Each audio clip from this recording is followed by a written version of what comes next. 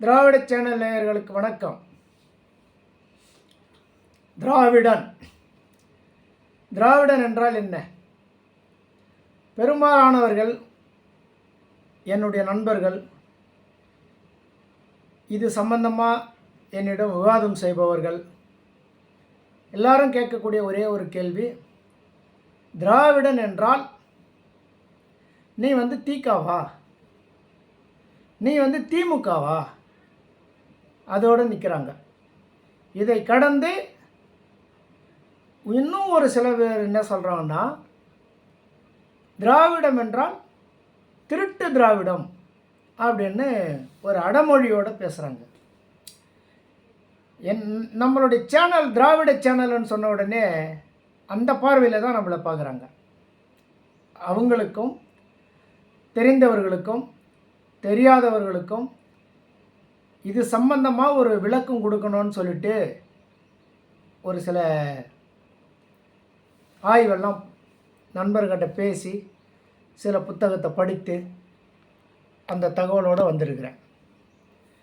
என்னை பொறுத்தவரை திராவிடன் என்றால் தமையன், தமிழ் குடிமகன். சர்டிஃபிகேட்டில் என்ன சொல்கிறான்னா ஆதி திராவிடர் அப்படின்னு. எதுக்கு அந்த சர்டிஃபிகேட்டில் அந்த பேரை அந்த காலத்தில் வச்சுருக்காங்கன்னா, திராவிடம் என்பது ஜாதியை குறிக்காது. திராவிடம் என்பது ஒரு இனமா அல்லது இடமா, மண்ணா அல்லது இனமா அப்படின்றது தான் ஒரு விவாதமாக போயிட்டுருக்கு எல்லா இடத்துலையுமே. இந்த விவாதத்தை தெளிவுபடுத்த வேண்டிய அவசியம் அரசுக்கும் இருக்குது, இப்போ அந்த பத்திரிக்கைக்கு இருக்குது, ஊடகத்துக்கு இருக்குது. ஆனால் இவங்க எல்லாருமே கைவிட்டுட்டாங்க. திராவிடம் என்றால் அது ஒரு ஜாதியை குறிப்பிடும் அப்படின்றது பலருடைய கருத்து.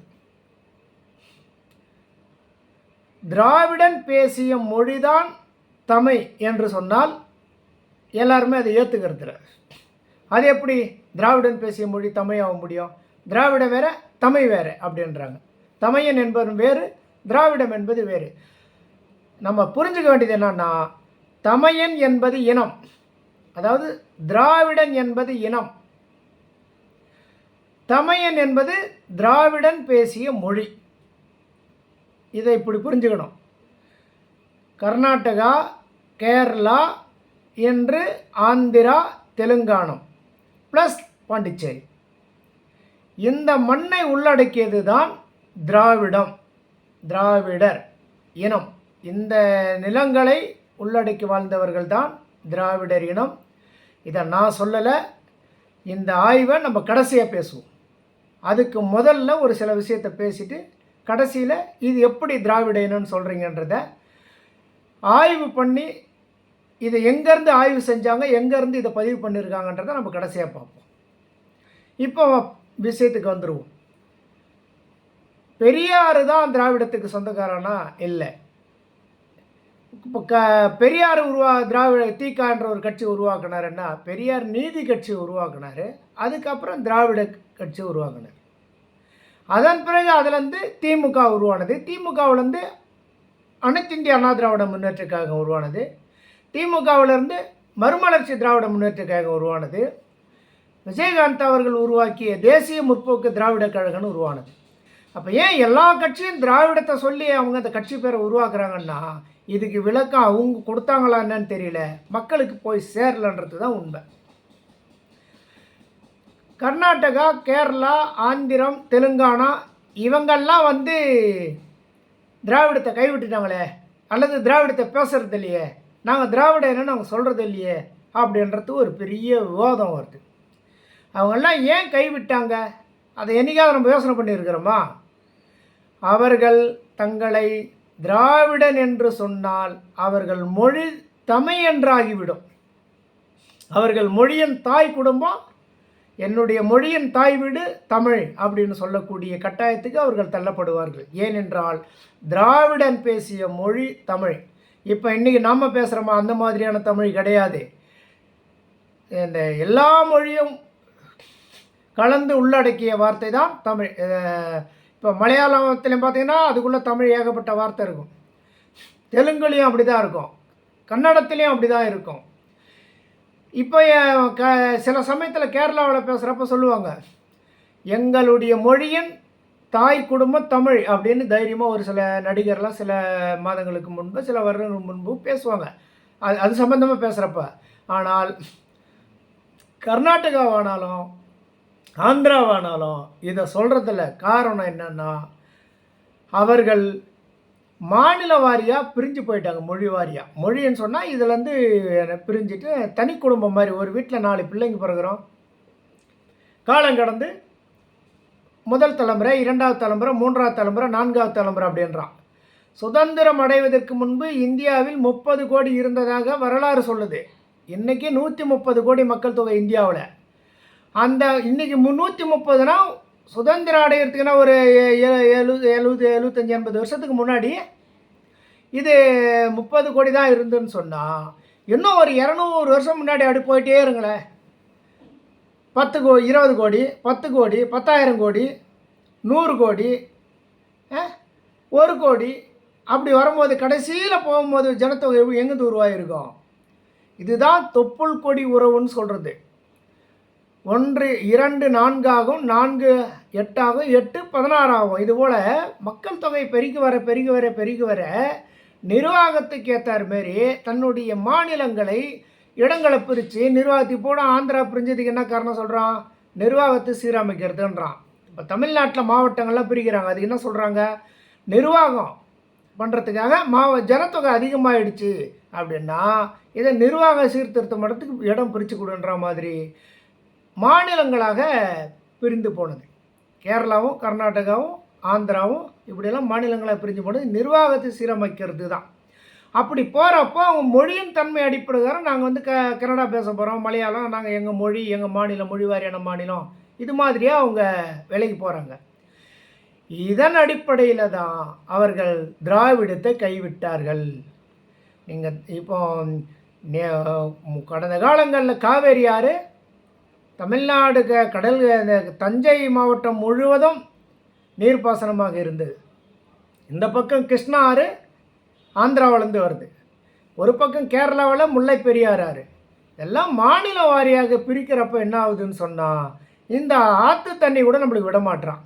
நம்ம மாநிலத்தை கூட சண்டை போடுறல்ல, இது வந்து இந்திய தேசிய ஒருமைப்பாடு ஆகையினால எல்லாருக்குமே எல்லாம் உரிமை உண்டுன்னு. அதே தான் ஒரு குடும்பத்திலேருந்து அண்ணன் தம்பி இடம் பிரித்தா கூட சந்தோஷமாக ஒன்றா இருக்கிற வரைக்கும் பிரச்சனை இல்லை.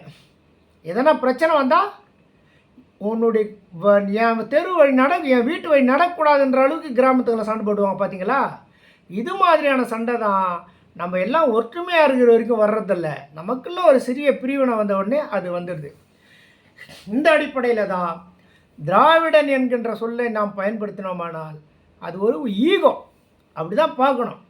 இப்போ கர்நாடகாவில் இருக்கிறவங்களுக்கு திராவிடன் சொல்கிறதுல என்ன பிரச்சனை? உன்னுடைய மரபணுவை ஆய்வு செஞ்சுப்பார். இப்போ தான் நம்ம அந்த விஷயத்துக்கு வரோம். 1854 ஜோசப் நியர் என்கின்ற ஒரு பெரிய பணக்காரன், பத்திரிகை நிபுணர், இன்னும் சில விஷயத்த சொல்கிறாங்க.